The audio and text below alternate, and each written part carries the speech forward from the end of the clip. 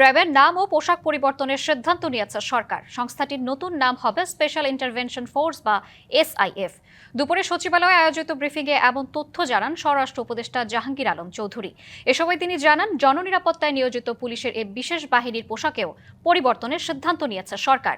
এর আগে 2021 সালের 10 ডিসেম্বর মানবাধিকার লঙ্ঘনের অভিযোগে র্যাব ও এর 7 কর্মকর্তার বিরুদ্ধে নিষেধাজ্ঞা দিয়েছিল মার্কিন যুক্তরাষ্ট্র।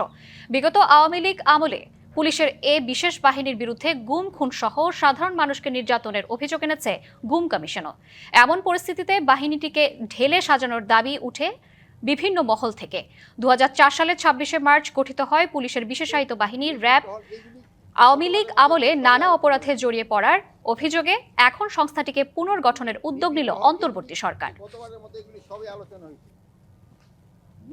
র্যাবের যে নতুন নাম, আজকে থেকে এটা নতুন নাম করা হচ্ছে স্পেশাল ইন্টারভেনশন ফোর্স এসআইএফ।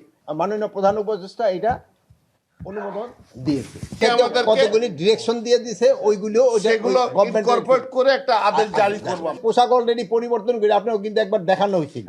ওই পোশাকগুলি বানানো শুরু হয়েছে, হয়তো এই সপ্তাহে আপনি দেখবেন যে ডিজি হয়তো ওই পোশাকও গায়ে দেওয়া হয়েছে।